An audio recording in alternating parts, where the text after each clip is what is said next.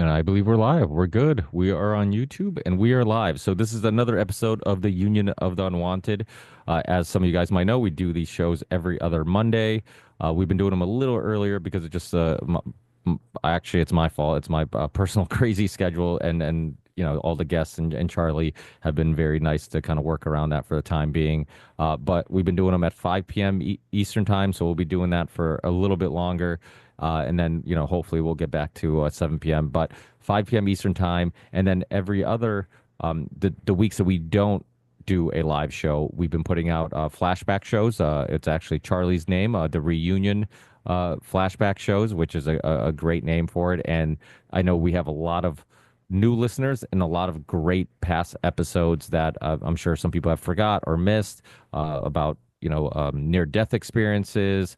We've done one on flat Earth. We've done one on crypto and Bitcoin. We've done tons of great past episodes. So check out those reunion flashback episodes if you subscribe to our RSS feed. And now, for the time being, we've been live streaming on YouTube until the kick is off. But you can also find the shows on our Rumble channel. And you can find all those links and much more at theunionoftheunwanted.com. You can also find merch and all that stuff. So definitely do that. Make sure to share the link and all that stuff. And every other week, we try to find new things to discuss and new guests and whatnot. So if you guys have guest suggestions, write it in the chat. Let us know on social media. Definitely hit us up, and also make sure to help, just share the show and get the show out there. So I think that's it in regards to the business aspect of it. And we'll get right into it. We got some familiar faces, some new faces, and we're going to talk about everything and more. We briefly, before we went live, we talked a little bit about what was going on in the world today. It was actually something that I kind of wanted to bounce off the panel tonight is how you guys feel about the future. Recently was listening to a Patrick Bet-David show, and he's constantly saying, the future is bright, the future is bright. Well, let me ask you guys, because there is Syria news going on, and then there's some positive news like, Robert Kennedy Jr. getting involved with public health and that stuff, and giving him some power to kind of change some things. What's your thoughts? And anybody want to jump in first? Are they, we are close to the end of the year. Like, are we positive and hopeful going forward, or are you guys thinking World War III is right around the corner and this is just the calm before the storm? Anybody? Don. Yeah, it's hard to be optimistic ever, but yeah, I'm a Kennedy fanboy. People that know me understand that I kind of have my blinders on when I look at the Kennedys. So I like a lot. Yeah, I'm excited about RFK Jr. I know I don't like Rabbi Shmuley following him around either. It's ridiculous. And there's a lot there that I maybe don't like, but this would be the most incredible thing of my lifetime if he's allowed to get in. I don't believe he will, because you just to clean up our food and water alone, that's something that benefits everybody. That's like almost an infrastructure move, where everybody would instantly notice, or they should notice the improvement. So that's something to be optimistic about. Will Kash Patel really, as an FBI director, maybe he'll abolish his own agency? I don't know. Something like that. That would be great. But yeah, certainly I don't pay much attention to World War III stuff because, whenever I've been on shows for like the last 3 years, I mean, I'll be on Jeff Rent's tonight again, and when I'm on there every Monday, and we've been talking about World War III, just like Alex Jones, every day. I mean, we're closer and closer to World War III, and it's been going on for years. So I'm the mindset where I think they're just hanging this over our heads at this point. And I don't know why. Maybe they figure the fear porn works so well with COVID that they'll just continue to use a fear porn thing if it's almost there. But I don't know. They could, I guess, obviously do it as well. Maybe they could do it. But I think there's a tiny bit of optimism just because I expected Trump's, we could kind of talk about his picks, but I expected them to be Trumpenstein Part Two. That's what I call it, the Trumpenstein Project. And especially after Marco Rubio and some of the earlier horrible picks, Waltz and people like that. But when he tried to get Matt Gates in, and I wrote an article for the American Free Press about Matt Gates. I mean, Candace Owens did some great work on that. That was an huge psyop. There was no 17-year-old girl associated with him at all. It was imaginary. This guy named Greenberg. He was trafficking the girls and tried to throw them under the bus. But so that's an interesting story. And Gates is also one of only two congressmen that didn't accept APAC money that I know of, besides Massey. So, and he's the only guy that Trump has named that wasn't a Zionist. So that was exciting briefly. But just the fact that apparently tried to get some of those people in, and we don't know what Tulsi's going to do. It's already better in terms of who he's named than last time because he didn't name a single person at all that was good last time. So I still don't trust him, but we'll see. It's going to be entertaining, however you look at it, I think. I need to figure out how to put fluoride back into my water, gentlemen. That's the best self-own that the left has is how dare you? I'll add my own fluoride to the well. Oh, you do that, retard. You do that. You go right ahead and do that, you big dummy. I love it.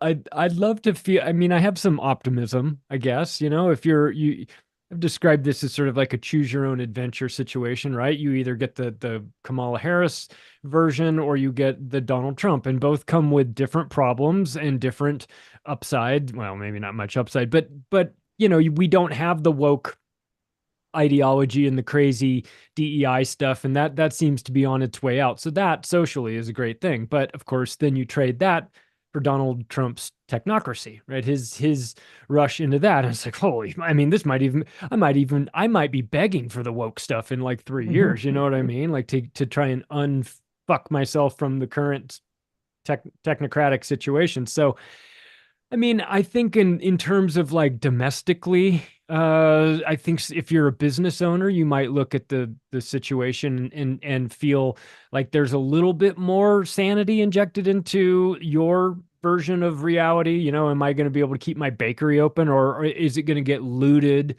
by leftists in this town? I don't know. I think maybe with Trump, there's just a little bit more of a business, an optimism associated with businesses. Maybe they think they can plan 3 years out, or they can start to grow, or they can do something like that. Maybe that's helpful, but his foreign policy is a nightmare. I mean, I mean, it's all Zionist. It's all like hardcore ones too, not like the moderate, like, well, maybe let's think a little bit before we commit this genocide. It's like, no, let's do it immediately, and then where can we go next? So I'm terrified. I'd be terrified to be in the Middle East right now, that's for sure. I don't see anything calming down anytime soon.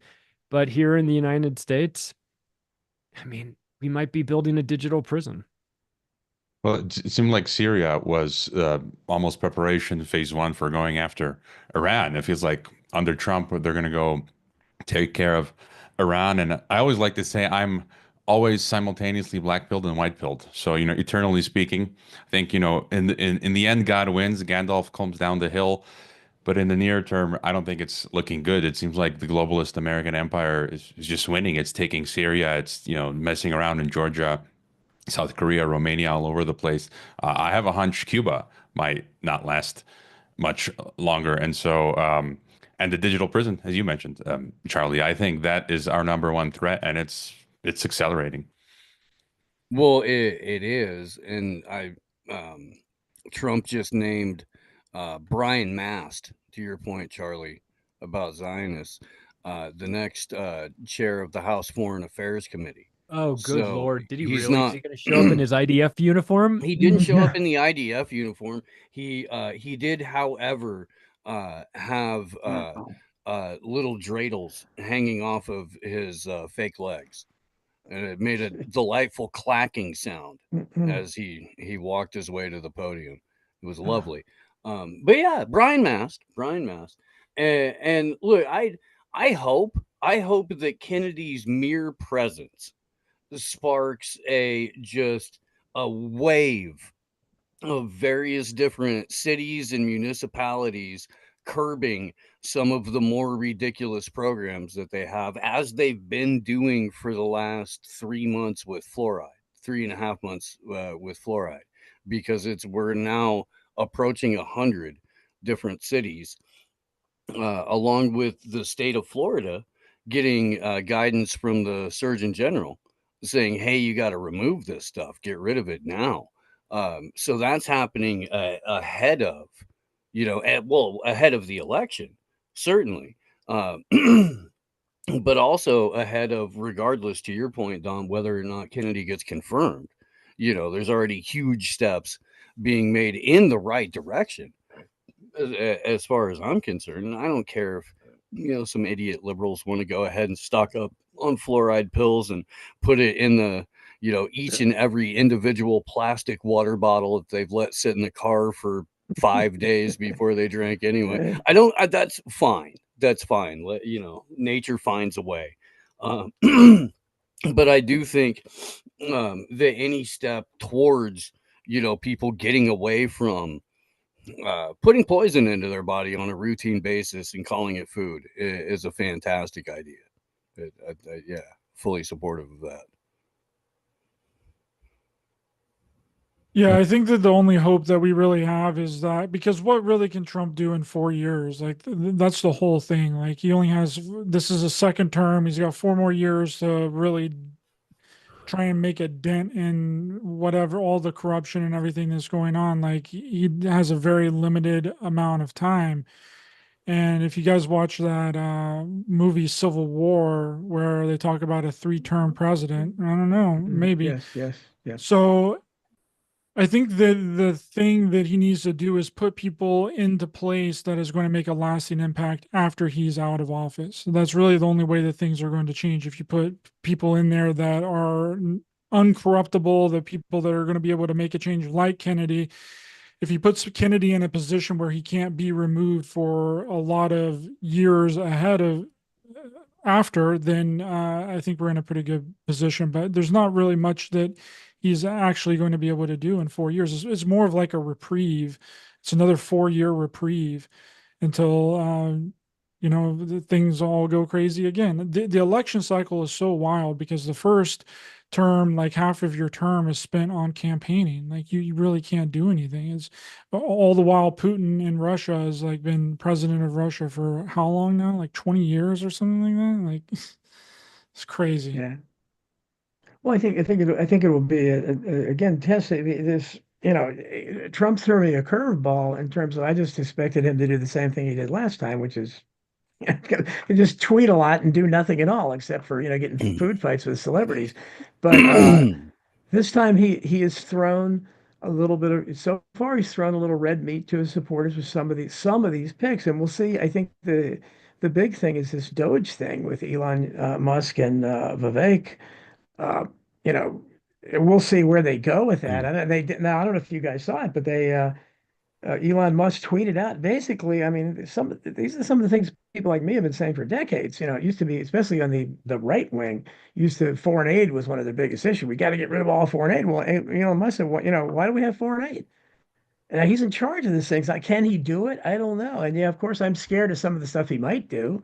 You know, go after entitlements and stuff. But if he gets rid of foreign aid, that's a good start. So it'd be interesting to see where that Doge thing goes, and will Congress or the Supreme Court get involved? Because this is kind of an outside thing, but that's something that's completely different, obviously, with Trump. And I think Elon Musk is involved, but he's kind of an honorary vice president or something. He's almost moved in with Trump at Mar-a-Lago or something. So he seems to be right there with him all the time. So you know what his background is, obviously. So a lot of that is interesting, but I did not know about the idea, the bright masked guy, the guy with the guy. So what did Trump name? Trump named him to, I mean, because this is a guy that wore his IDF uniform in the halls of our Congress. But what did he name him as? What did he appoint him as?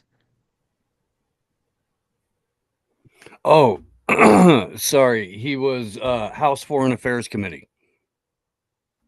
But does Trump doesn't do that? Doesn't Congress? Yeah, do yeah, that? yeah. No. The president can appoint. That's why the other Zionist guy, I can't remember his name, Speaker of the. You're gonna have to narrow that down a little bit. Yeah, just say Massey and everybody else. I mean, they're all Zionists. Well, no, the dude that he's got to replace Mike Johnson. Oh, who's he going to replace Mike Johnson with? Oh man, I'll have to scroll up and find it. I'm sure he's going to have to go. Another one. I mean, for every single person that Trump has appointed, there's a corresponding clip of them going, "We have to make Israel our number one priority." Yes, absolutely. That's true. For every single one of them. Yep. And I meant to say this earlier, but to the whole point about foreign versus domestic policy, foreign policy determines domestic policy.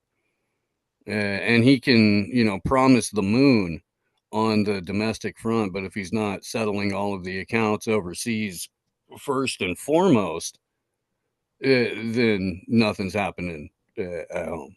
And they use that to distract, and that could be something that is a very real possibility. If they do usher in World War III, they could choose to do it very soon and leave that as Trump comes into office, and then that will be the excuse why he can't get anything done. Well, what do you want? World War III. What was he going to do? The hubris drunk morons in Biden's cabinet and the State Department and the defense are really looking like they're trying to make that happen, Don. Yeah, it looks like it.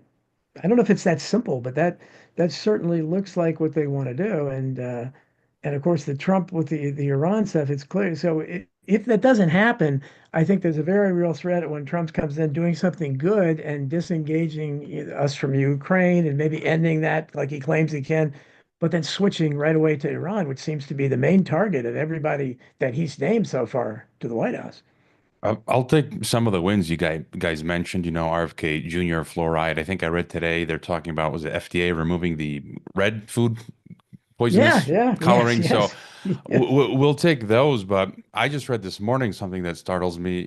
Trump was in power when Operation Warp Speed was detonated. And all of a sudden, I just woke up this morning to a slew of headlines. New York Times from a week ago, the guy who co-ran Warp Speed, he's saying, I'm concerned about bird flu. And then, Mother Jones, avian flu could define Trump's second presidency. NIH, a few days ago, talking about mutations. Peter, what's his name? Psycho Peter Hotez. He came, I don't know if you guys saw that, like the other day. He's like, literally on January 21st, viruses are going to start popping up. Like the timing. To be fair, I think he really meant, because that's when Trump's first day is, that he's going to have to make all these decisions or bombard. I don't think it was, it was about it actually happening on that day. But I'm just worried they might foist some sort of like end of the world emergency, another bird flu pandemic. The system, might foist it on, or climate lockdown, or some other, martial law scenario. Do you think that they could get away with that again so soon, though? I don't think so. Well, you can almost feel some of the problem reaction solution with regard to what I would call like a hybrid foreign and domestic issue, which would be the border, where you get this push to get all these illegals out of here, right? And it's like, we make sure they never come back, and make sure that we build that wall and make it twice as high, make it twice as tough to get in. And then his response is, I can do all that, but we have to roll in the biometrics, of course, because otherwise, if we don't have that, then how would we really be able to keep track of everything?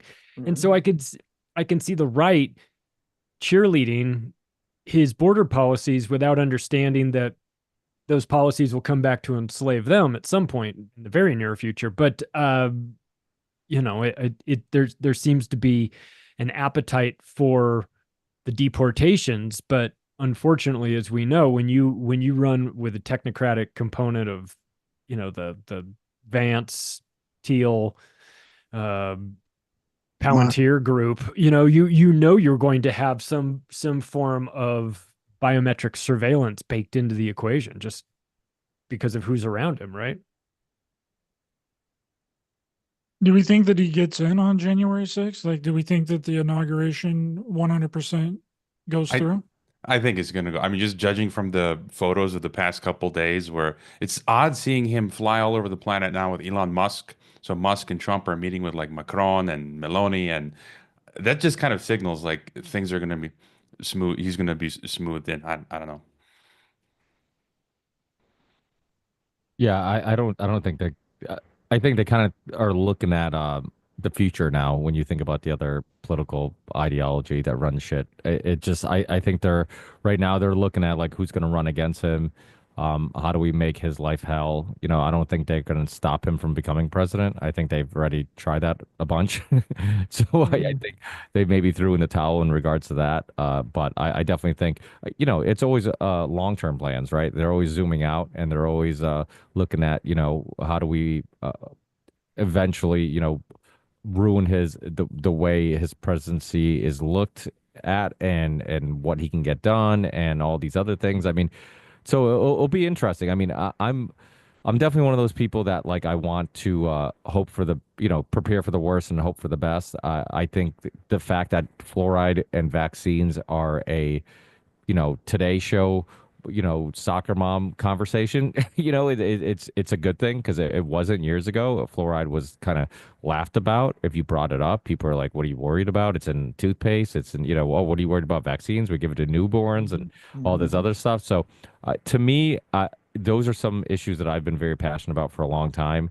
And I think maybe sometimes my excitement from just years and years of being called a crazy person for even questioning vaccines and years of trying to get people to wake up to the fact that big food and big pharma aren't helping us, they're hurting us and making us sicker, and that the domestic war is almost more dangerous than the international wars because they're hurting and killing people that you live with and hurting and killing people that you love and are close to, and what good is it that we're talking about something that's going on overseas while we're over vaccinating our children, and every chronic illness you can think of is increasing at a drastic rate, but nobody wants to have the conversation about what could really be causing it. So, so I'm hopeful in regards to that. I think in regards to foreign policy, I think we're all on the same page. We're kind of, fucked in regards to stopping any funding of Israel. And really, unfortunately, that whole the foreign policy just in general, I think it's really hard to get any candidate that, unless you get a Ron Paul in a power that really isn't going to give you a little bit more of the same, maybe a little bit different, but more or less more the same. Is anybody hopeful in regards to at least domestic policy, changing or having some things that we can consider a win? Well, you mentioned, well, I was gonna say you mentioned Ron Paul, and he has been in fact he's the one that brought up the foreign aid getting cut. He's been advising Elon Musk and Vic, which I think is a real good sign. We'll see if they actually pay him because I think we all trust him. So we'll see what happens there. I want to see them slice away at the income tax, or at least for Americans abroad like myself to get rid of the reporting requirement. Well, it's funny because with money getting tighter for everybody the last 4 or 5, whatever many years, and really recently things drastically getting much more expensive, it seems like even conversations about taxing has become more common. It's weird. It's like people are finally looking at the government like the mafia, and it's like, hey, we want our cut, right? I have a buddy of mine, a real good friend of mine, who owns a convenience store in the town we live in, and he just sent me a copy of this letter he got from the town saying that they're gonna basically stop selling of all tobacco products in the town. And he's been fighting with the town forever because initially he got a lease in this building to sell stuff, and he's like, based on how much I sell of my products and then my lease, I can afford, this lease. I can afford to, run this business in this location. Well, like a year into him having the business and being stuck in the lease, the town decides like, hey, no flavored tobacco products, no this, no that. And he's like, dude, that's a huge part of what I sell. And then he's like, okay, I'll if you guys can get me out of my lease, I'll be more than happy to just move locations to somewhere else. And then they're like, no, you got to figure it out. This is just the rules. Then and then now they're stopping all tobacco products. And I was just talking to him earlier today, and I'm just like, it's just ridiculous because we grew up in a world where they demonized marijuana, and now you can buy marijuana around every corner. And they're banning tobacco when rules were reversed not too long ago, where tobacco was like, smoked in planes, smoked in everywhere you went, and now it's like they're demonizing that. And it's like, when will people wake up to the fact that they don't care about your health? None of this is ever about protecting you. It's about resources. It's about taxing you. It's about what they can which cow they can milk the most. Just like prescription drugs, right? It's like they always want you off to street drugs and onto their drugs. I think we need to stop calling medicine medicine and start just giving it the actual term of prescription drugs. So it reminds people like, no, these are drugs too. It's not medicine. They never cure you of anything. What's your symptom? That's what they're dealing with. They're not dealing with the root cause of anything.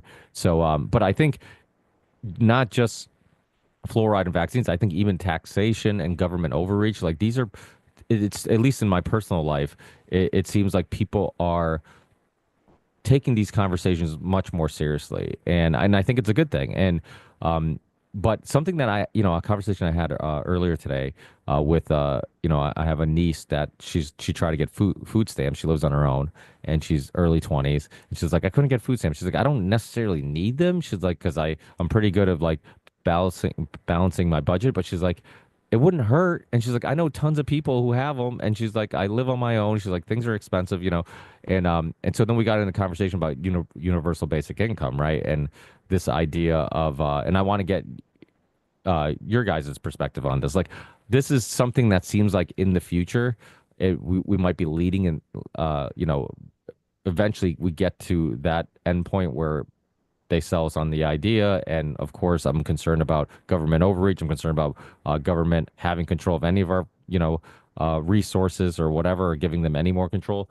But let me try to sell you on the idea and see what you guys think. So I try to be honest about like, okay, could this work? And so if you had a system where instead of having welfare and having their own department, unemployment having their own department, food stamps and their department and all this stuff, you would have one department. It's universal basic income, and everybody would get whatever. I'll throw out a number, $2,000 a month. And it would be like, this covers your necessities. You're going to survive. You don't have to live out in the streets if you have this money. And yet, if you work, we won't take it away from you. Everybody has the right to it. We get rid of all these other government employees and all these other departments. We give you this one flat rate, whatever, to cover your necessities, and then that's it. And we also remove the incentive to not work, because we all know people who say, hey, why work when if I work, I'm going to lose all these benefits. And then what's the point? I'm in the same place, only I have to go to work, where if I don't work, I get all this paid for. And so we literally have created a system where the incentive is not to work. I also know detail officers or people who or police officers who work details and other people, government employees who work overtime to a certain point, and then they're like, if I work more, I'm going to be in a certain tax bracket, and it becomes counterproductive. And it's like, so these are all examples of a completely broken system where you're literally creating a incentive for people not to work, and that should never happen. We should never have the incentive not to work, right? You should and then also obviously the overtaxing of everything and whatnot. But what do you guys think about that? There's been a lot of conversations about universal basic income with obviously AI technology increasing at a drastic rate. There's some concerns with that, like it might be even necessary because we're going to have tons of people who are going to lose their jobs and don't have any real, modern skills to survive. Is there a way, like in theory, of course, I understand that, like, hey, you know what, like you give the government more power, the same way they force you to get a vaccine and go to work, they'll force you to do something else, if you want your money. Like there's always that concern. But in theory, does it seem like, hey, maybe it'll work? And also, I guess the second part of that question is, do you think that regardless if we agree or disagree with it, with the, technology advancing at the rate that it is there a concern that maybe that's just where we're going to end up leading, the road's going to lead there, regardless if we like it or not? Well, the problem is the solution to what looks to be too much government by the government is always more government. That's their solution to everything. So you run into a couple inherent pitfalls and realities when you start talking about you're going to get $2,000 a month, everybody, without somehow setting up an enforcement mechanism for every segment of industry and commerce to prevent them from just increasing their prices exponentially to offset whatever that 2K does. Where it hits you most is rent and utilities and food. Charlie? Well, there's also a psychological component to this too, because they've done some studies on this where they've given people extra money. Now, you and I might think, oh, this is great. Now I can finally put some money aside. I can have some savings. I can have an emergency fund. I can invest it. I can invest in my education. I can go take a class on how to be a welder. I can do all these things. What they found is that none of that happens. And what really happens is that people work less. They just get content. They go, 2 grand's good enough. I won't work at all. Instead of 2 grand plus the other 2 grand that I currently make equals 4 grand. Now I'm twice as good. None of that happens. That's what you think is going to happen. That's what you would hope would happen. That's what logic would tell you. Human nature proved in these studies that you give them just enough money to not do anything, and they will not do anything to the best of their abilities. Well, I wonder, there's a study I was just going to talk about that was on the Need to Know News, Edward Griffin's thing. I think it was from the Foundation for Economic Education, and it was only $1,000 a month. So, you know, there might be a point where it's just not enough. Like 1,000 wouldn't really help us in Canada at all, really. Like, yeah, I wouldn't do a damn thing in California. It's not going to give you enough to like actually. It might just be it might cause that laziness, because that's what the study showed, that people worked less and it wasn't, they became poorer. So, you know, I'd like to see if there was a change, if it was 2,500 or if it was actually enough to actually live properly. Because I mean, in Canada, like you need like 4 or 5 grand just to cover shit in Canada. Yeah. California, it's you know, bare minimum 4 grand for like you know, scratch the surface survival, but it's more like 6,500 a month if you have kids and stuff like that. Well, I think, you know, this is, I mean, I wrote a book, Survival of the Richest, that touched on a lot of this stuff. And what happens is, you know, when you've outsourced industry, and we outsourced industry a long time ago, we don't have, you know, people talk, they can say, well, it's unskilled labor, there's snowflakes, nobody wants to work and stuff. But, you know, we've always had so-called unskilled labor. We used to have factories where they could go work. We used to have strong unions, so they made great living. We don't have any factories anymore. All those, we probably have more unskilled labor now because, you know, millennials don't know how to change the light bulb, a lot of them. So what are they supposed to do? And you know, Tucker Carlson had a great interview once with somebody where he condemned the conservatives like I do. He said, you know, you have to, if you're fighting socialism, you have to have an alternative to young people. You have to offer them something. What are you offering them now? You're offering them unlimited immigration and foreign visa workers coming in, lowering wages, killing what benefits that my generation used to have that they don't have anymore. You know, there's no upward mobility. We know that. Very little upward mobility anywhere. Loyalty is not rewarded anywhere. So that's all changed. So the young people see that. And they understand most of these jobs suck. They're not making any money. They're maybe making enough money for them to buy video games and stay in their parents' basements, but that's it. They're not making enough money even to afford their own rent, let alone buy property. So you have to have some alternative. They're not offering any alternative. There's this saying they're condemning it as socialism, and I don't think it's good, but I like Ricky's suggestion, where is if you do get rid of all this other stuff and it would probably cost less. I don't know, maybe it wouldn't, but I mean, if you did something like that, because you have to make up for the fact you don't have industry anymore. You have to make up for the fact that AI, how many jobs has AI created? And if Elon Musk comes in and they really do eliminate any substantial number of government workers, all those people, and God knows that 95% of them couldn't do anything else. So they're going to be thrown out of work. What are they going to do? They're going to be competing as well. So I think it makes some kind of, it's just an unfortunate reality that we've built, that we don't have industry anymore. We suppress innovation.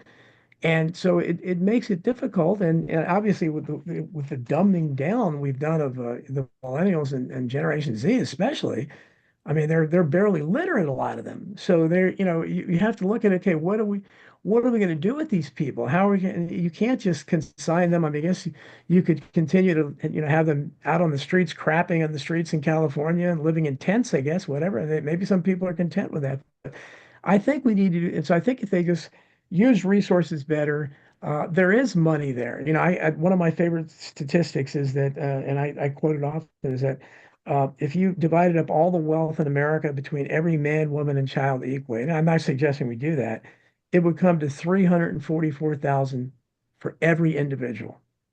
That's just known wealth. That doesn't include the unaudited stuff in the Federal Reserve and the foundations and all, none of the offshore stuff. This is known wealth.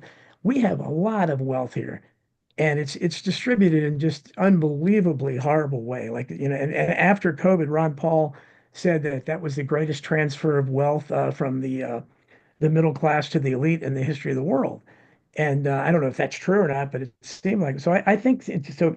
It's kind of a long-winded answer, but I like what Ricky said. I think that I wouldn't condemn it out of hand. I know, and that, of course, it could come with really, but if you give it to everybody, they can't have as many restrictions. If you just give it to the people that need it, and you say, yeah, but you have to get a chip, or yeah, you have to enroll in digital currency or something like that, then yeah, there's a danger of that. But I think unless you present an alternative economic reality. What are these people going to do? Unless you just want to have more homeless people than people that live, you can't, rent in my area and most areas is, just to get an apartment is like $1,800 a month or whatever, just in most places.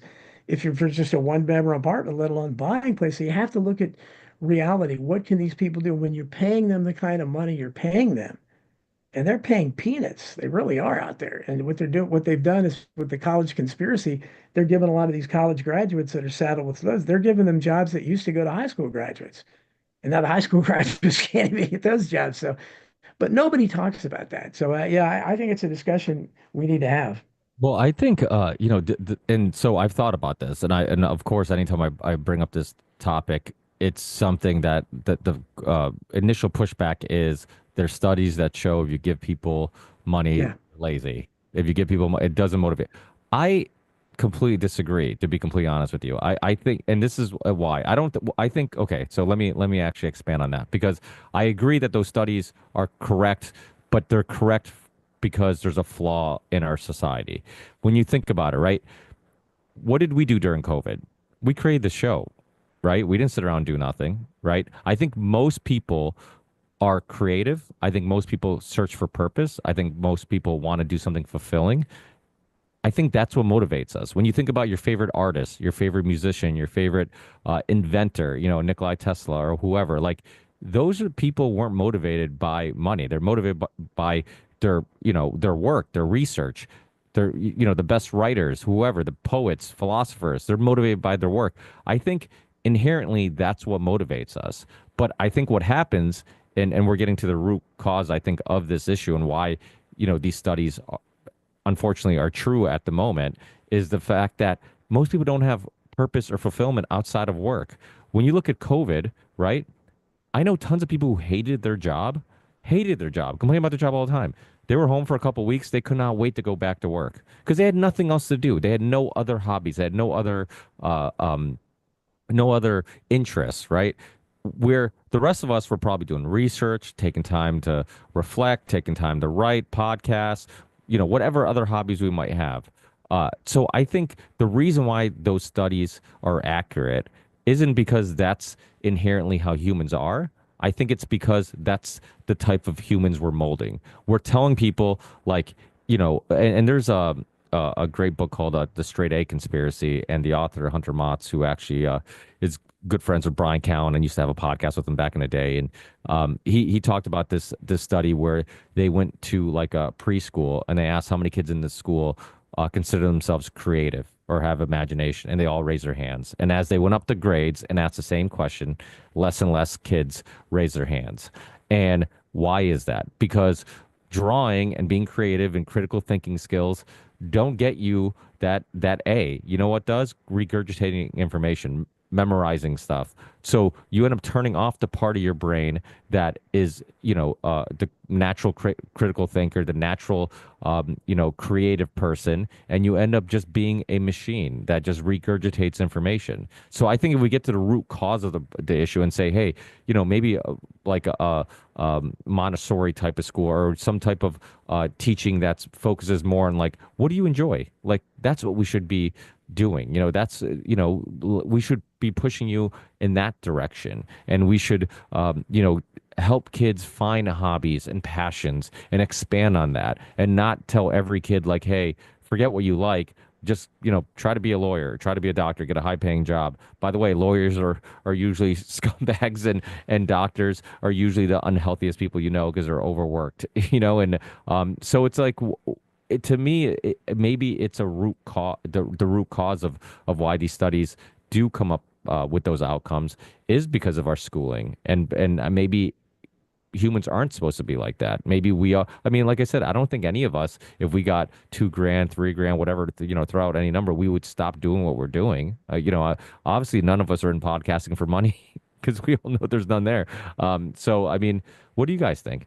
I agree with that a lot, Ricky. And I'm really good friends with a person that just recently applied for citizenship in Japan. And he's telling me all these stories about how great Japan is and how they have their social structure and like how they basically have everything figured out there. Like, of course, there's downsides. There's always downsides with any kind of country that you have. But he said most of the problems that are in the United States, Japan has figured out, and they've done it accurately. And he was like, well, when I was, applying for my visa, the Japanese government was basically like, hey, if you ever need anything, if you're ever behind on rent or anything, just reach out and we'll help you. Like I wouldn't mind universal basic income if we had a government that cared about its people. I think that is the problem and the issue, and the whole SNAP benefits and the food stamps was a soft rollout of that universal basic income. And it's like, and also it's you what if you weren't able to, like, because that's the whole digital thing, this digital currency, that the digital ID and all that, and the social basic credit score or whatever, like they have in Japan, I mean in China, is, well, what if you like speak out against the government, or you're doing something that they don't like, can they cut off that social basic income? They might be able to. I mean, and that's where I'm thinking, well, if we had a good government, an uncorrupt government, then social basic income would not be a bad idea. It might actually work, but if we don't, then is kind of getting sketchy. But I think that the laziness and the problem really is established hardcore in the West. And other countries around the world, this laziness and this type of I'll do nothing because I'm getting paid by the government is not a factor. So no, I was in Tokyo earlier this year in a high trust society, and left there going, why can't we just do it like they do it? So better, so much better thought out, very, everything is organized in a way. It's the busiest city in the world. I mean, it's in terms of population, the most populous metro area in the world, and it didn't feel like it to me. It's so yeah, you would never you would never trust the American government to be good to its people. There would always be a carrot and a stick component to it, right? They'd want you to do something, or be like, yeah, well, we're giving you free money, but hey man, we're not giving you free money for nothing. I mean, we want something. You're going to have to, allow us to, you want that, you're going to have to get an internet ID card or a real ID. And then we're going to know who you are when you're online. And then we're going to monitor what you say. And then if you didn't, you say something wrong, maybe it's not a social credit score, but maybe we just turn your money off. I mean, then that's a soft form of behavior management. So I could see, you're right, Ryder. If we had a government that was not run by blood drinking pedophiles, I would think this could possibly work, right? You could help people, and then I think we all want to help those who are down on their luck, and the people who by no fault of their own have just life dealt them a really tough hand. We want to definitely take care of those people in our society, but there is unfortunately a line at which people start to take advantage of it. And how do you enforce that? And where is that line? Unless you give it to everybody, and then as Steve said, you give it to everybody, then what's to stop the Adam Smith invisible hand of marketplace is just rising prices of everything with that money factored into it, unless it increases every single year. But Charlie, couldn't you make the argument that maybe a potential outcome could be because everybody loses the incentive not to work, that because people who don't work, right? And they're like, hey, I'm getting the same amount of money, but now if I work, I don't get a penalty. Maybe some of them will start working, which means they'll get more tax revenue because you got income tax in most states. And then you're also buying stuff, so there's sales tax. So it's like, maybe, which means that they have more spending money, which means maybe companies wouldn't have to raise the price of things. So what I'm saying is, like, sometimes in theory what we think the outcome will be doesn't work out that way. For example, Portugal is fighting, like some of you guys know, I was born in Portugal, and my parents keep up with the news there, and I haven't been there in quite a few years, but we used to go there every year. And right now they're and this is like my parents, because they've become somewhat Americanized. They're like, oh, Portugal's fighting for, I can't remember if it's a 3 or 4 day work week, but they want a shorter work week. And like, oh, and Yes. the Portuguese immigrants here are always looking at the ones there like they're lazy, and they're just like, they don't want to work, they don't want, and like you said, like, it's a very socialistic country in regards to their economy. They're much more socialistic than we are here. And you would think, like, if they're so socialistic in ideology, I must go there and everybody must be on the couch doing nothing. But you go there and there's bakeries, there's restaurants, everybody's moving around, everybody's busy, everybody seems to be in a much happier, better mood than we are here. And and then also, and another great example of that is when Portugal decriminalized all drugs in '01, I believe. In people were predicting what would happen if you did that. Well, we can't do that because this is going to happen and that's going to happen and this is going to be a negative outcome. And then Portugal did it, right? And I had relatives that went to Portugal afterwards, and I'm like, hey, how is Portugal now that they decriminalized all drugs? They're like, oh no, they couldn't have decriminalized all drugs. I'm like, what do you mean? They're like, oh, I didn't see any druggies anywhere. I didn't see anybody on the street, this and that. And I'm like, no, they definitely did, but I just think you've been told that that's what would happen. That there'd be drugs everywhere, and there wasn't. So they had a hard time believing that that's even what happened, because there wasn't the drastic change that they thought there would be. So I think sometimes we estimate the human being and their capability of knowing right and wrong, and doing what's right, and having motivations and desires and whatnot. And I also think, like, yeah, we do work too much. Like this Puritan mentality, like in America, if you say no to overtime, you are looked down upon, at least in the East Right. Coast. Like, God forbid you want a weekend to yourself and your family to do something you enjoy. Like I always say, you can make more money, you can't make more time. Every weekend that you spend working or doing other shit, guess what? That weekend you will never have back ever again. It's gone forever. And it's like, you don't know how many weekends you have. Like we don't have a crystal ball to know how much. So it's like you're giving away your weekends, you're giving away your free time. It's like, so why should we work as much as we do? Why can't we, with the technology we have, with the resources we have, like Don said, there's tons of money and resources in the world. Unfortunately, they're all, on the top of the pyramid, not the bottom of the pyramid. So it's like, why can't we rethink society, rethink the economy, and that's why I know so many people, Corbett being one of them. Anytime I brought up the Zeitgeist films or the Venus Project, he would get mad at me. But like, I'm not saying that I agree with the way they wanted the world molded. But what I'm saying is, like, those things are good. Having people that are like, hey, things don't have to be this way. That we can drastically change the way things are. I remember Douglas Ruskoff when he was on my show years ago. He was like, we have enough technology and automation and all this stuff where he's like, people could work like 2 days out of the week, one day out of the week. Exactly. And he's Exactly. like, all the things that physically needed to be done by a human could be done. But he's like, the problem is they don't want that. They want us busy at work, unhappy. Like that song, everybody's working for the weekend. Like, that's what they want. They want you, like, no fulfillment, Yes. no Yes. purpose. And then, great, out of 7 days in a week, I get 2 days of myself to rest, reflect a little bit, enjoy some time with the family, drink, be hungover, and then Monday I got to go back to my crappy job, and then on the weekend I go out, buy the big screen TV because it makes me happy, and it kind of justifies the crappy, unfulfilling job. Like that's kind of what we have, but the thing is, I don't believe it has to be that way. No, and my favorite politician, Huey Long, for many reasons, he was advocating a 30-hour, maybe 20-hour work week in the 1930s. And the only reason we have the 40-hour work week, most people don't realize, 40-hour work week didn't come into being until 1938. It was the only good legislation that came out of the New Deal, and it was because of Huey Long before they killed him, pressuring for something even better. I mean, Huey Long wanted a 30, maybe 20-hour work week, a month-long vacation for every worker every year. So these were things that he was talking about. And because of that, in 1938, we got a 40-hour work week. We got overtime. There was no such thing as overtime before. We got sick leave.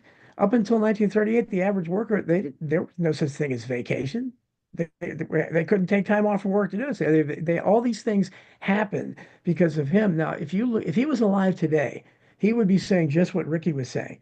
That I don't know what he would, maybe a 10-hour work week. I don't even know what you would be, but it's ridiculous. And I can't remember, maybe somebody else here does, but when the Yellow Jackets in France were protesting right before COVID hit, and then they just disappeared and haven't been back since, one of the things I can't remember, it was God, I wish I could remember. It was an economic thing, and I thought, what, we'd love to have that. What they were protesting something, and I can't remember what it was.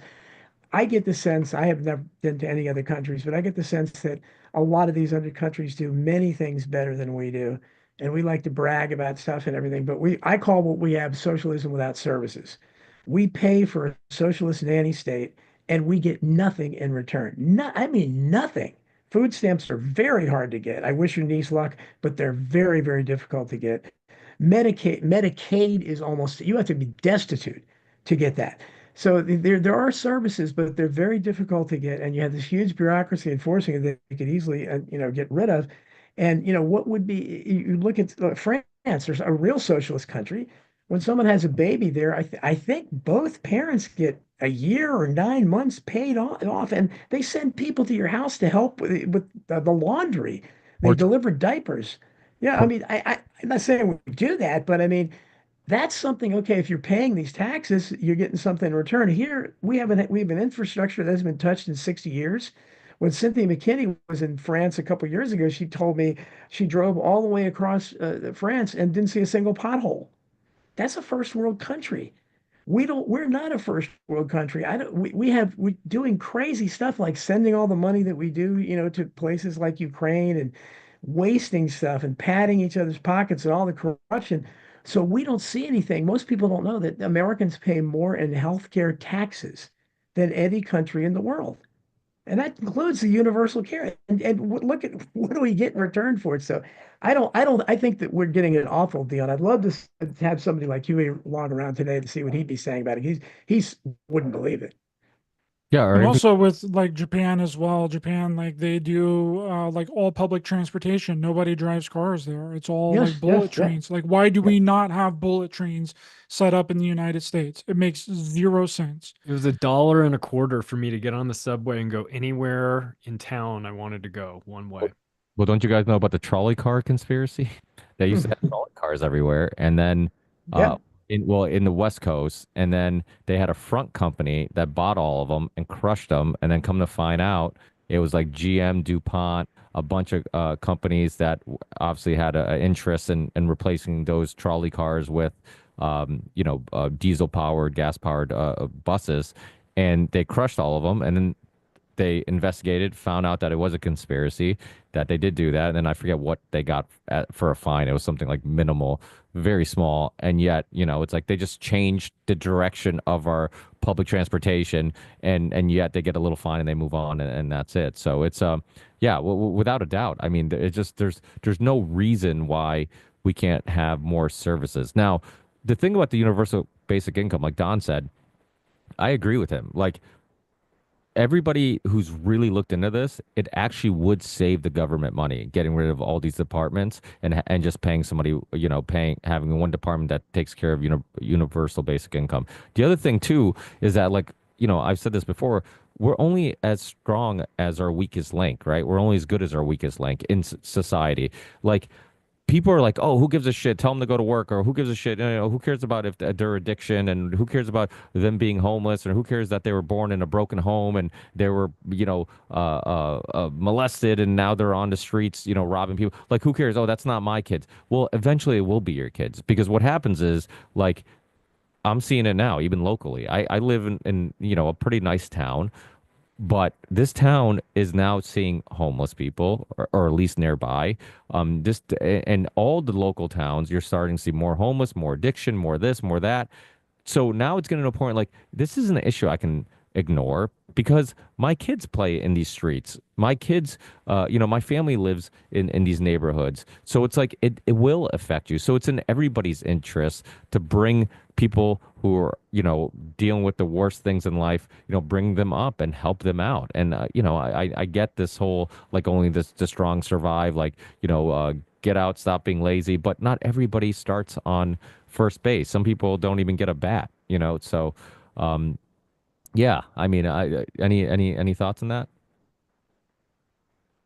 Well, I hate to monopolize things, but the one other thing we need to consider is too, and hoping Bobby Kennedy does something about that, with the autism rates now, with the number of kids that are being born into the world and have been born for the last 35 years on the autism spectrum to some degree, they are naturally going to be less capable of doing things than people were before. You didn't have that problem before because you didn't have all these vaccines causing it. So we need to look at that there are so many people like that are automatically, and I was around a lot of them. I used to, when I was coaching soccer, we had a special program for just kids and they mainstream pretty much everybody they can, but there's some kids they couldn't mainstream. So you see these people out there that can possibly, I don't know what kind of jobs they could do, but universal basic instinct would be the only thing that might work for them. That's just another thought, that there are lots of people in the world, and just the emotional. I mean, just look at, with the mental institutions closed down, look at any Antifa rally, and you can see that where these people would be. They don't have places for these people anymore, and that's why when you look at the homeless and everything, so many of them are mentally ill, or they come from their families that have abandoned them and so forth. And that's when the conservatives talk about these things. Well, start stepping up, families. If you don't want the government to be there, why don't you become their safety net? But I know so many people that it's not the case. Yeah, well, it's funny you bring up coaching, because I also coach. I coach soccer and I coach basketball, and coaching's a perfect example that you don't do things for your money. The headaches that you have coaching, you have to manage kids, other people's broken children. So they break them and then they drop them off at your practice, and then they leave while you're trying to, figure out, how do I keep this kid focused and motivated and improve him. And you deal with parents who think their kids are way better than they really are. And you could deal with, like, all types of scenarios, and we do it for basically nothing. So it's like another perfect, and it's funny because it is so stressful that sometimes you're like, why do I do this? But then it's so fulfilling, at moments that, and that's like one of my favorite quotes: a good coach can change a game, a great coach can change a life. Like, that you can have an impact on their journey, and you're participating in their life journey, and you can either be a positive motivation or a negative motivator in regards to, like, pursuing sports and pursuing all the social skills and that you get from sports and hard work and all these great lessons you learn from it. But yeah, I mean, it's another perfect example that, like, every town has coaches, and all those coaches are doing it for free, and they're putting together practices, and they're putting together what they're going to be doing and what they're going to be developing, and scheduling their whole life around the games and the practices and all this stuff, and they do it. So it's like another, I guess it's just another small example of, like, hey, look, here's something that a lot of people do, and they do it for free. They're not motivated by any money. So I think there are examples of that. Again, and this, I'm aware, I can hear, like, my libertarian friends now screaming at me. They're like, that you don't give the government any more power. But I don't think that you would be giving them any more power. I think if you had a universal basic income, I actually think many employees would be fired. And I think that it'd probably be, if you could probably do it in a way where it'd be smaller government, and all these things are going to exist regardless, right? So either way, we're going to spend government taxpayer money on food stamps and welfare and all these things anyways. We're just trying to find a better way of doing it where you don't recklessly spend money, and most importantly, you remove the incentive not to work, which is the thing that drives me crazy. Like there should never be an incentive not to work. Like obviously the system is broken if that's the case. Well, the SNAP program here in the United States, the food stamp program, is subsidized by the Department of Agriculture. I mean, it's an agricultural like make work program. I mean, the money goes from the government, the federal government, to the Department of Agriculture. I mean, it's like a circle jerk. I mean, and it subsidized poor quality food. You know, it's just the minimum to get you by. Back in the old days, there would actually be physical like Disneyland coupon booklets that you would like rip off and give.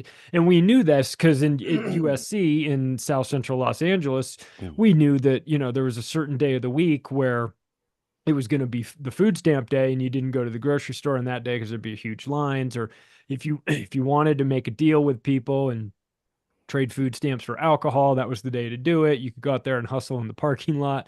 So they find ways around it. But unfortunately, rather than it being this safety line for a lot of people that desperately need it, it winds up just being like a corporate welfare program that just helps out big agra, you know, and they wind up getting this free money that comes to them from the government, and they have no incentive to improve the quality of their product or anything like that. I mean, I saw how they treated the grocery store in the hood by our school was if every dented can that ever got sent back to the manufacturer got sent right back to 3-2 Market in South Central Los Angeles. Every can in there was defective and dented, and the quality was subpar. It was like garbage. But it was like, who's going to complain?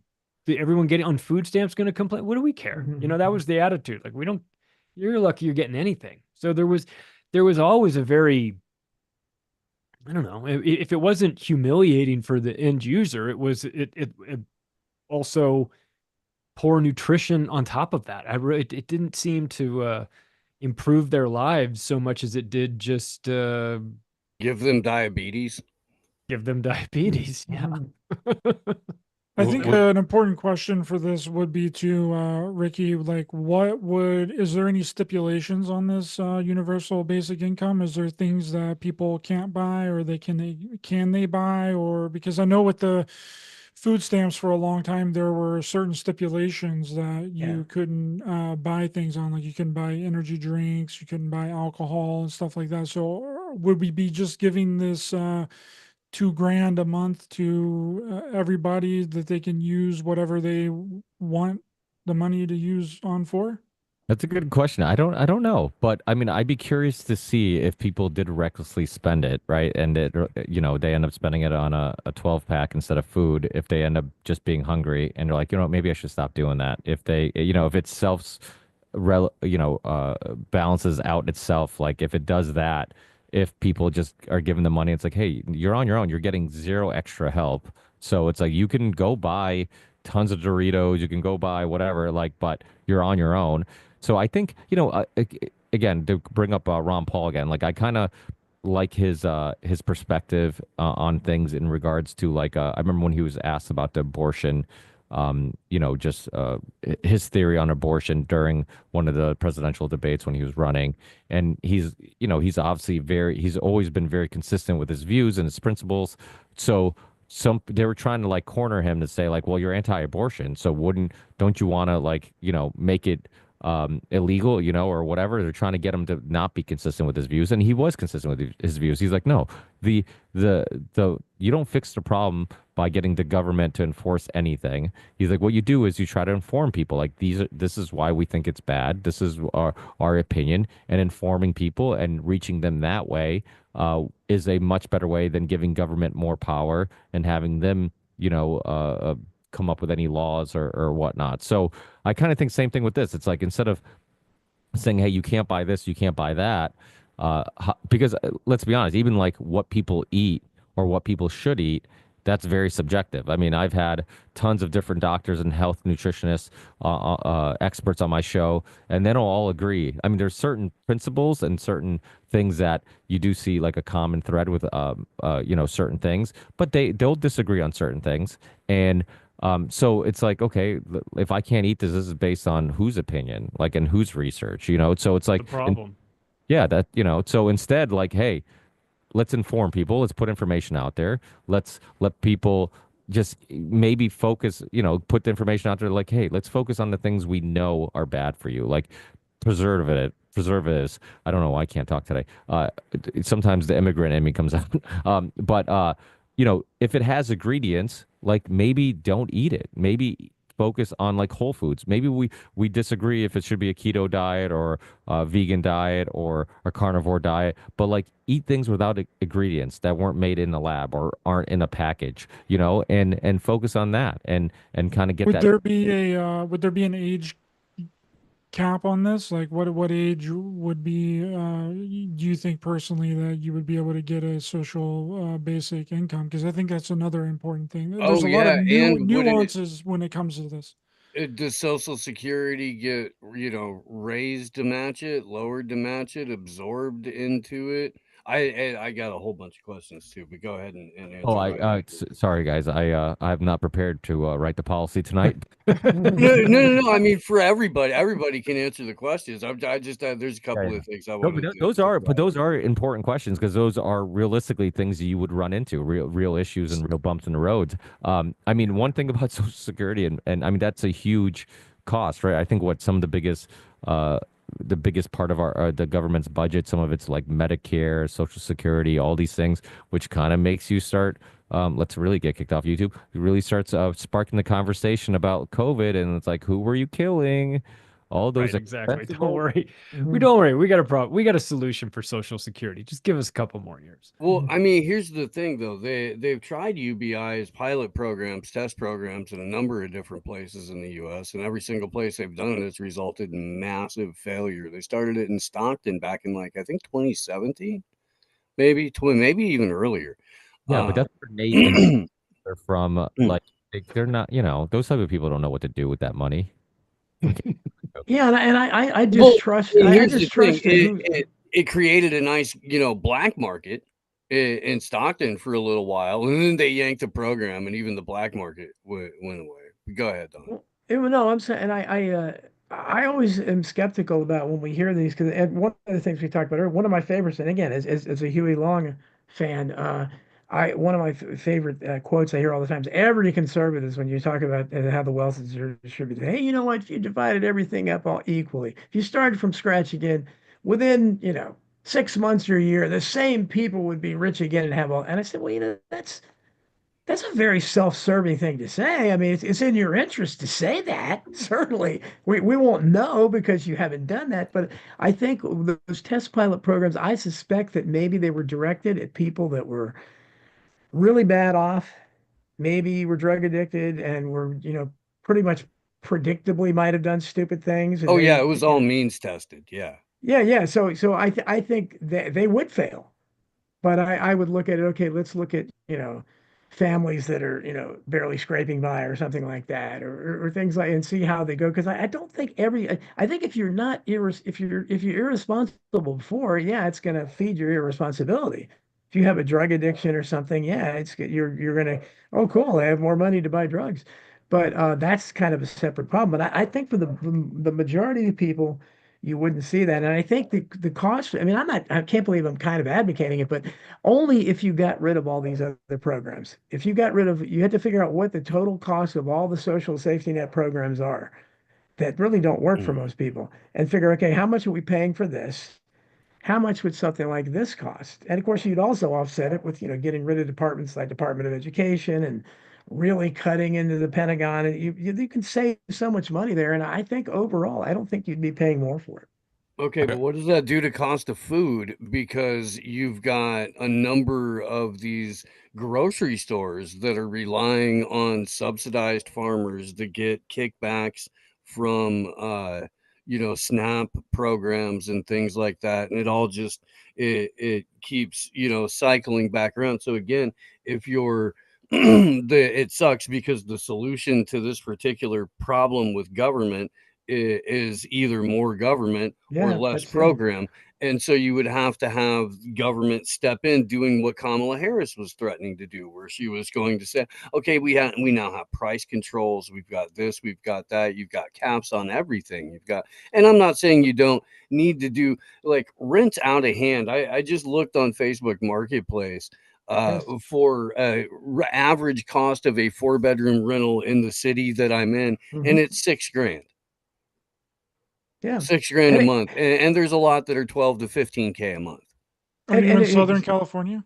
No, I'm just like North Bay, I guess, Marin County. And again, I think that's what Tucker Carlson was talking about. When you look at these young people, and they're forced to live at home for a long time. There's an explosion. The statistics are out there. It's amazing explosion of young adults that are forced to live at home because they can't make it on their own. They're not being paid enough because most jobs don't pay enough. That's one of my favorite things. I say, the vast majority of jobs don't pay the workers enough money to meet the cost of living, and the ever-increasing cost of living. And now they don't pay a huge number of them enough even to live independently. They were even buying apartments. So there has to be you have to factor something, but I think all that comes into, it's all part of the wealth redistribution. You have to, and I wrote all about that in Survival of the Richest. If a company is claiming that, if we raise the wages, you'll be paying $45 for a Big Mac and stuff. Well, McDonald's gave $100 million to some 80-year-old guy. I cited it in the case for attending 3 meetings a year a few years ago.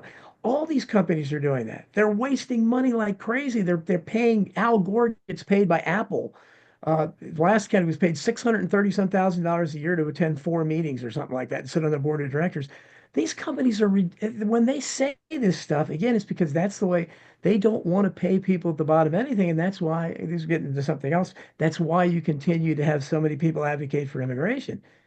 It's the closest thing they can get. They don't want to pay anybody anything. They can get away with it. So that's why they want that cheap labor. What about California with the $16 minimum wage and the $20 fast food minimum wage? I mean, at some point, the accountant comes down to your office and says, we got to go to robots, right? Mm-hmm. Yeah. Well, what I want to know is why, because I live in Northern California. I'm about 2 hours north of Sacramento. But when I lived in Southern California for about 5 years, all of the homeless people down there were like normally American homeless people. They were like from our country. So how is it that we can let in all of these illegal immigrants? They all get shelter. They all get food. None of them is homeless. I haven't seen one illegal immigrant that's homeless. Well, and in California, at least, like 40% of the homeless are employed. They're just sleeping in cars, or they've got, RVs, stuff like that. It's just they can't afford to live here. And if you can't afford to live here, you can't afford to move. Because anywhere you move to, you've got to have employment, you've got to have first and security deposit, or first, last, and security deposit, depending on what state you're in. Then you've got to furnish it, depending on what you had to sell in order to get all that kind of stuff. Like, it costs a lot of money to move. Plus, Not to mention, there's no U-Hauls in California anymore. No U-Hauls in California. You got to go rent pack mules.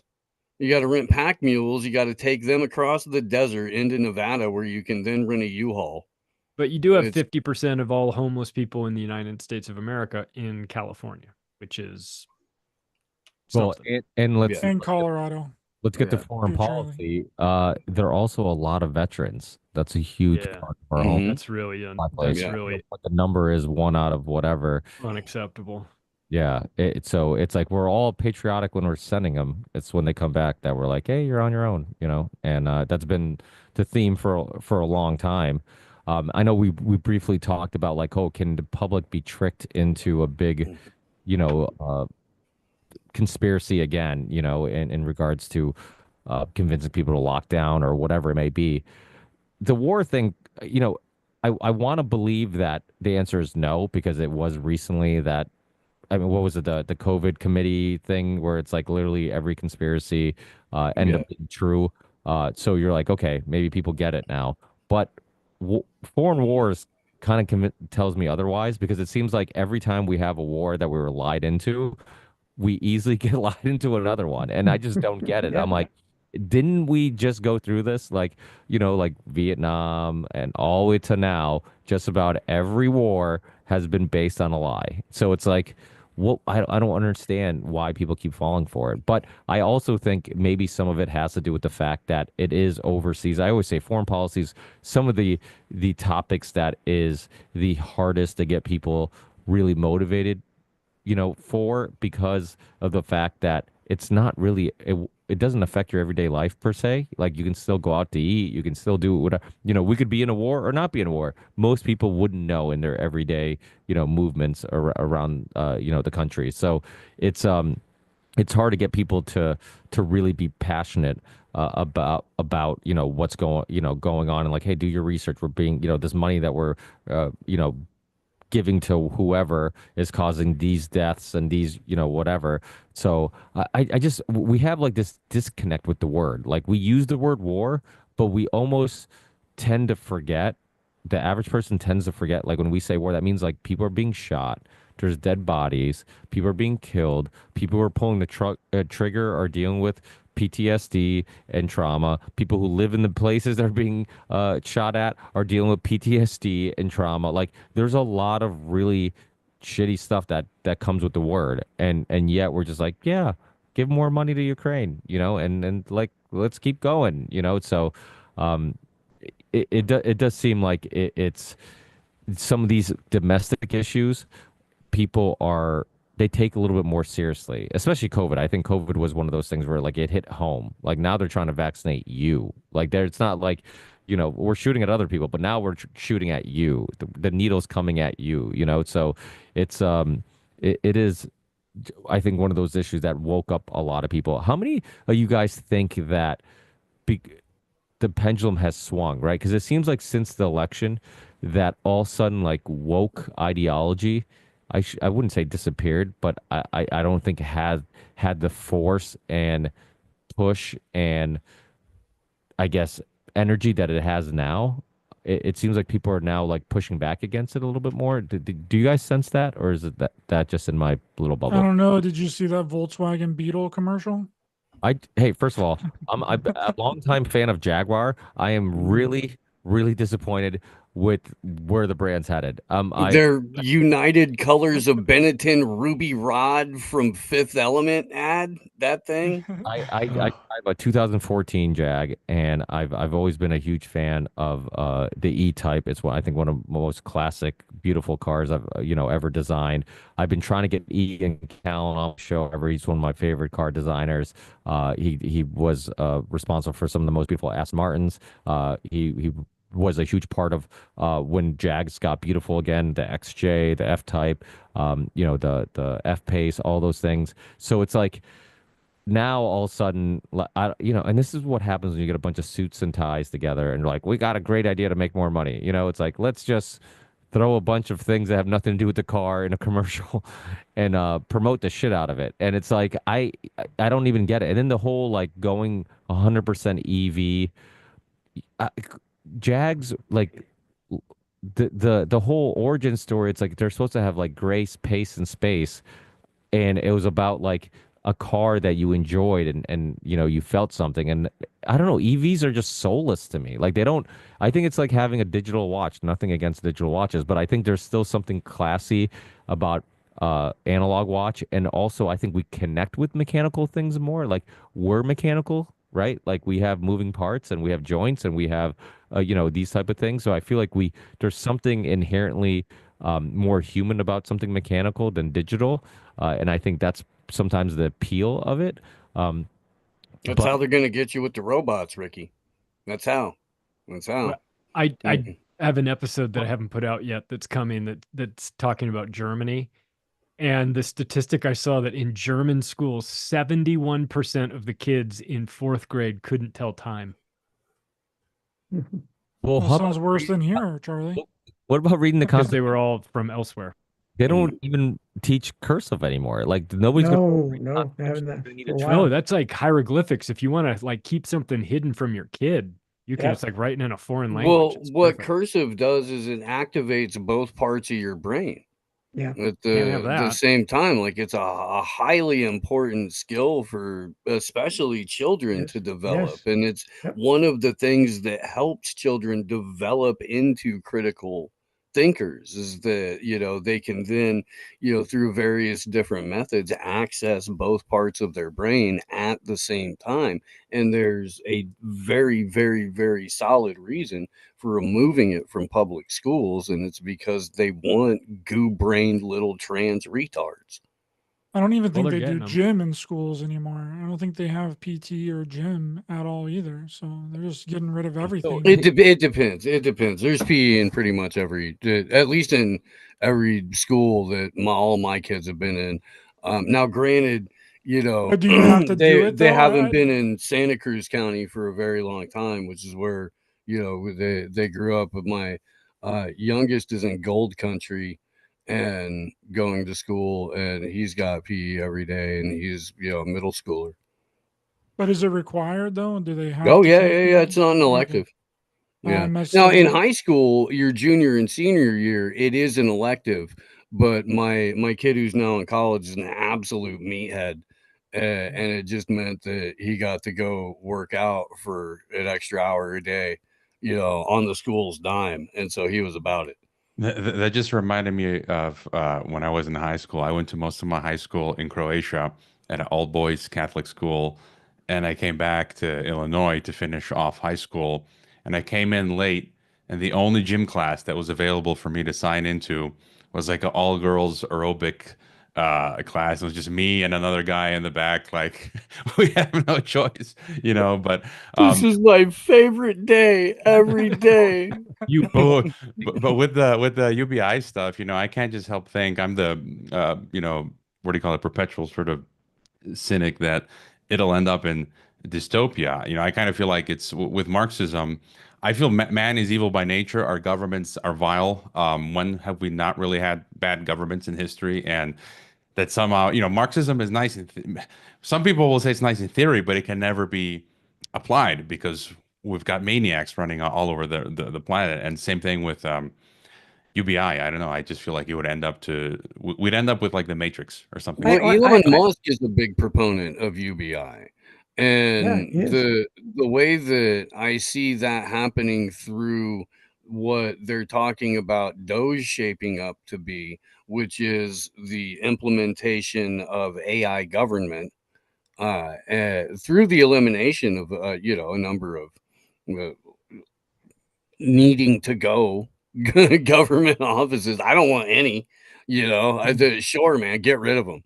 Yeah, absolutely. Absolutely. But because I think that's going to drive more people into agorism. And I think that that's going to drive more people into, hey, holy crap, we don't need the government. We can actually do things for ourselves. And I think that that drives more of a legitimate community spirit than anything that you could get through participating in a consent ritual for bloodline pedophiles. So I'm for that. I am. But the UBI aspect with the government that we currently have, with the government that's coming in, with the way that it would be distributed, and with the people that would write the policy for it, I agree with Hrvoje and Charlie, and I think on this one for sure. With I'm the just bare minimum, they would set up the guardrails where you couldn't buy a gun and you couldn't buy silver and you couldn't buy gold and maybe you couldn't get on an airplane with it. And it'd just be like whittled down like what your options are, what you could spend UBI on. Or maybe it was something where you had to shop at the company store, and the company store is everybody that's WEF connected, all Or those, it just flows through X.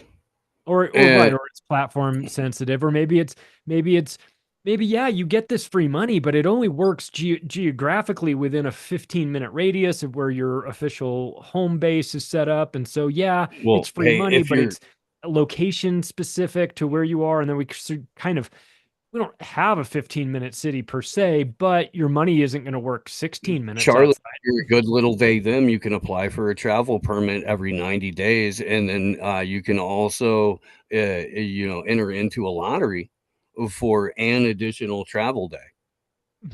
Oh, it sounds like Paul Ehrlich's idea where you could enter the lottery to be to win the right to have babies, right? If the state picks your number out of a hopper. Well, that makes me think of Japan. You guys were talking about earlier for all the good things. You mentioned babies, but don't they have some consequences such as the super high suicide rate because of the pressure?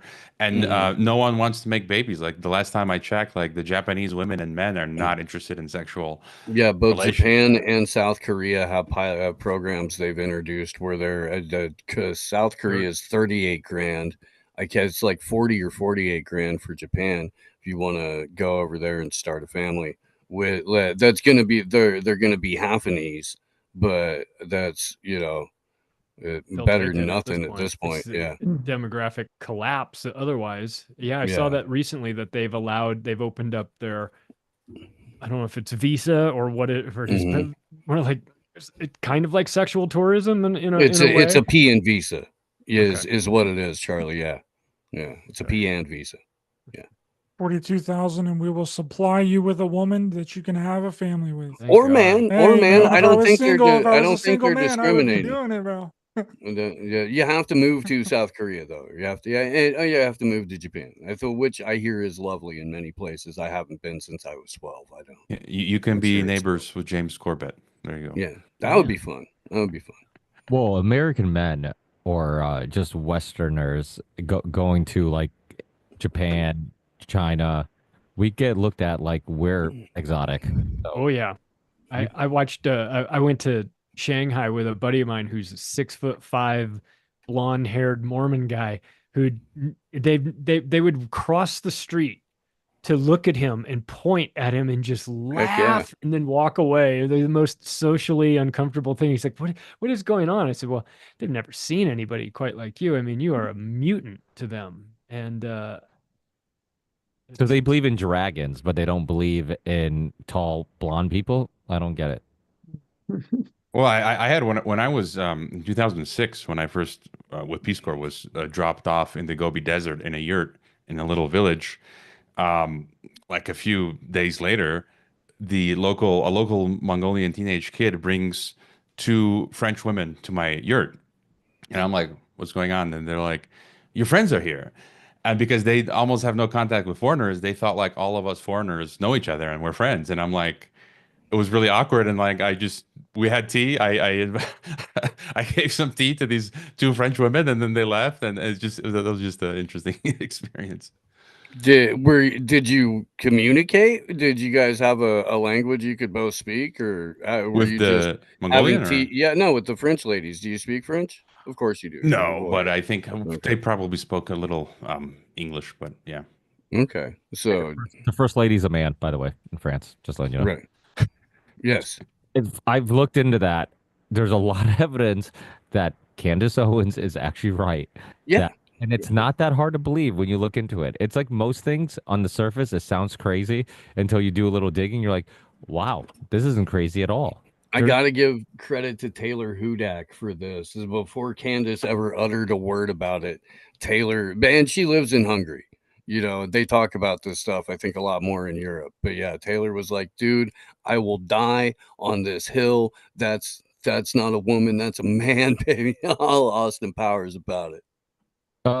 Yeah, there's no pictures of her. Whatever. That's a whole nother. Until she was freaking 32 or something like that, 33. Yeah, and her husband, right, who like just disappeared, the guy who she supposedly had a baby with or whatever. Either way, it's like still child molestation because they met. Yeah, he was 15. Yeah, so it's like the whole thing's weird, even on the surface, and then when you dig into it, you're like, oh, this makes perfect sense. We are, like Alex Jones said, it's interdimensional pedophiles. It's like if Sting would have put on a wig and a dress and Don't Stand So Close to Me. I mean, the crazy thing is she's not even the littlest bit attractive if that's a woman. Like, No. not even like, so it almost makes sense that it's like, I would accept it and be less disgusted if he said, hey, this is actually a man in a wig. And I'm like, okay, yeah, maybe he's a handsome man, but that's not a good-looking woman. So maybe that's what turns you on, the man. Yeah, there's something weird about that whole thing. But it's funny how much backlash she got. Like, that's crazy. I'm like, has anybody looked into this? Like, it's literally the journalists that did the story had like the Secret Service come to their house and like, bully them and arrest them and whatever. I'm like, whatever. Anyways, but there's not just crazy people in our country, is what I'm saying. They're She everywhere. looks like she looks like a stretched out gargoyle. It's probably safest to call them a they because you're unsure. But Right? how far would you guys go? I'm curious because when we did one That of our feller. we did one of our paid subscriber calls, and we had a guy drop in and start saying that all of Hollywood that they're inverse. That and this guy was apparently serious, but I think it was a troll. He was saying Brad Pitt is a woman, and Angelina Jolie is a man, and just going down the line, Jessica Roberts, what's her Julie Roberts is a man, and we're like, dude, you're a little. It's too much. No, I can entertain what you're talking about, Macron's wife or husband, but to go that far, no, it's too much. Like conspiracy theorists, right? Like I went to a friend of mine's little family get together, and we're over there, and I get introduced to this woman, okay, who is like Alex Jones on steroids. Okay. She's like, JFK just died. She knows that for a fact. He literally has been alive the whole time. Like, you know, just QAnon like on steroids, Alex Jones on steroid, like the craziest things. Like everybody who supposedly is supposed to be dead is actually alive. Everybody who is supposed to be alive is actually dead. This isn't Joe Biden. He died. Like and I'm like, you're the reason why people think I'm crazy because you're actually crazy, and it's like those people just ruin it for all of us. And I guess that was the argument with, Alex Jones for a while was like when people didn't realize like there's a entertainment part of his show, right? Like he's trying to be over the top. And sometimes you're literally just like on camera for like 4 hours a day going over these stories. Sometimes you lose it. You're talking to yourself, you kind of lose it. And he's already like unhinged to some extent. But there's these people out there who just like they ruin it for everybody because then I'm like, pick something that I believe in that it doesn't have some evidence or facts or information behind. Like I don't just say crazy shit without any reason. I mean, I might be wrong, but you might find something that I'm wrong about, and if I'm wrong, I'm okay with that. But like there's just people who are just so over the top and we get lumped in with them. And that's going back to the fluoride vaccine stuff. Like those were the type of topics that people thought were like crazy. Like if I bring those topics up, I'd be looked at the same way I was looking at this lady. But now like things have evolved a little bit. And but yeah, I think those type of crazies, I think there is but again, I don't dismiss anything. And I think that's the other thing we've learned too, right? When we're talking about child trafficking, the elite, occultism, pedophilia, the Vatican. Like there's so many crazy things, the Franklin scandal. There's so many crazy things that the average person would have a hard time digesting and believing are true that, I'm the same way where like, I've uncovered so many weird things that like, I'm not going to dismiss anything until I look into it a little bit. Right. But I'm also not going to throw my hat into every conspiracy just because it sounds fun. Yeah, it's this blurring of the lines between entertainment and factual investigation. Some of my favorite ones are actually of this guy, which is just purely entertainment, but I think it's kind of fun to watch him. But he has this TikTok page, which has gone on over into Facebook and on Instagram now, where he relates certain actors to like other actors, and that they were like wearing a mask and they're pretending to be somebody else, regardless if they have died before, and then they reemerge as a famous actor of somebody else. Like he says that John Belushi is playing President Biden, that Heath Ledger didn't actually die, that he became the Charlie Hunnam from the Sons of Anarchy, and that Elvis didn't really die. Like it is so outlandish and like so wacky, but there's an entertainment value of that. But the problem becomes is when people actually start to believe that kind of thing, and then that gets this echo chamber type of reality going on where other people start to even dig into it and then start to believe it, and they think that it's 100% real, and it creates a really problem within the community. Wait, so Alex Jones is not Bill Hicks? I'll come through the screen right now and then like go grab a step ladder and freaking smack you in your beard, Hrvoje Moric. Well, Oh, Not Ricky, besmirch the name of Bill Hicks.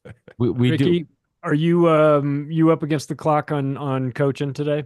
Wanna Yeah, land I this? do have to leave soon. So yeah, Let's wrap this thing but up maybe the on next that. episode, if listeners, let us know if you want us to get a panel and talk about what's the craziest conspiracy Oh that God. either is true or untrue, and we'll go down some crazy rabbit holes and just share some fun stuff for the end of the year. Let's see if maybe we could get that going. But yeah, let's I guess let's Ryder, wind why down. don't you we just had Ryder on Macroaggressions. Why don't you let everybody know where they can find you and your new movie? Yeah, so you can find me on Raised by Giants on YouTube and any and all podcast platforms. This was my first time on. Thank you guys very much. Really enjoyed it. And you can watch my brand new documentary on Stanley Kubrick and decoding The Shining called A Clockwork Shining on Amazon Prime Video and Apple TV Plus. Thank you guys. Yeah, it's awesome. I watched it. Macroaggressions episode that's out right now is my conversation with Ryder where we get into it. It's worth watching. You'll never look at The Shining the same way again. Steve, what's cooking on AM Wake Up? All good things. It is the best damn morning show on the interwebs. Agreed. It's T-Lab Tuesday tomorrow. Ryan Christian's going to be through. Tease, of course, is in on Wednesday. Texas Slim is back with a whole bunch of stuff to talk about. On Thursday, we have just started launching some promos for next April first weekend, Third Eye Carnival, just outside of Nashville, Tennessee. Scott Armstrong from Rebunked and Grand Theft World secured us a gorgeous location where everybody's going to be able to camp out. So it's going to be some comedy and some conspiracy, or at least some panels, some community, and a very, very good time. Hope to see as many people that are listening right now there as can make it. And we're gonna have everything ready to go January 1st for early bird tickets. So yeah, let's heck yeah, I'm super stoked. Well, we'll be there, I think. I mean, Mhm. I'm my plan. We'll see how it goes. Hrvoje, what's cooking? You coming to an Acapulco? Don't have plans for Anarchapulco right now. I kind of do things last minute because I never know what's going on, but we'll see. That was fun last time, the multiple fun. earthquakes and hanging out at the bar with David Avocado Wolf doing drums. It was Steve Faulconer singing the blues, Patrick Henningsen, and all the other folks. So we'll see. But everything is. I'm keeping on, Geopolitics Net Bar here is keeping on. Is trucking, and this is my first time here, so thanks for the invite. It's funny that like the last 2 years I would always get the email from Ricky, and this was Union was always during my TNT show, so I could never drop my TNT show, and now able to join. And Ruckus is in the chat, by the way. Shout out to Ruckus. And Gregory Walker, I gotta answer his question. He says, ew, Hrvoje, did you have to take a dude to prom? No, because I finished high school in US and I actually graduated 6 months early, and I was shy, so I didn't go to prom. Actually, I think I already had a Mexican girlfriend by then that was a couple years older. And yeah, and it was interesting. I graduated early because you guys were talking about this earlier, but in Europe, the level of education is much higher than in the US. Yeah. And so it's like the math that you learn in Europe in sixth grade, you learn it like in seventh or eighth grade in America or later. You're gonna say And 12th grade, but whatever. or even probably, and that's why I just happen to have the credits having gone to Europe, so I could finish early. But anyways, yeah, not much else is new, just Geopolitics and Empire. Cool. We had Graham Dunlop from Grimerica. Go to grimerica.ca. Go to adultbrain.ca.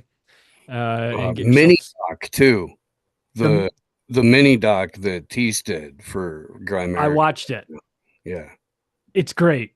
Go watch that. Go watch the mini doc. It's 15 minutes long on Grimerica that T. Snyder made. It's fucking great, man. It's awesome. I was really impressed with that. We also had Don Jeffries here. You can catch his show I Protest and check out Hidden History, his books, Survival of the Richest. He's been doing it for quite a long time. Sam Tripoli could not make it. He's out on the road entertaining people with his brand of of humor. But if you are interested and you can't make it to one of the shows, his new stand-up is out. So why don't you go take a look at that? It's called Why Is Everybody Getting Quiet? It's been viewed. Go wherever you get your videos. I think it's on YouTube. I think it's on YouTube still. I don't know. Ow, Yeah. Now on really? YouTube, yeah. Oof. Okay, well, good luck to him. And Midnight Mike from OBDM is fighting the New World Order. Couldn't be here tonight, but we wish him all the best. Ricky, what are you up to? What's going on in Ripple Effect? Well, my full-time gig is finally slowing down a little bit, so you'll start seeing many more episodes popping out in December and January, February, the first quarter of next year. So definitely go to the rippleeffectpodcast.com where you can find all my links. The show's available everywhere but YouTube, but you can find it on Rumble, Rockfin, Minds, BitChute, Spotify, iTunes, all that stuff. So definitely check it out. Make sure to subscribe. So, and then when these new episodes pop out, you're you're getting the new episodes. And I don't have my guest list in front of me, but I have some great people booked. So just keep a lookout for it. And then also Sam Tripoli was just on Roseanne Barr's podcast. Check that out. That was a great conversation. Sam's been killing it. He was on Adam Carolla a few times. He was on Fighter and the Kid recently again. So he's been killing it. Awesome to see our brothers and sisters succeeding and doing well. We love that. So thank you everybody for tuning in to another episode of the Union of the Unwanted. Of course, participants, I will be sending you guys a link to share the show everywhere and anywhere when you can. And hopefully we have you guys on again in the near future. Macroaggressions.io. You can find, I've got Ryder Lee this week. I've got Hakeem Anwar coming up and John Potash as well. So check it out. Thanks, everybody. Support the brother. Go to Macro.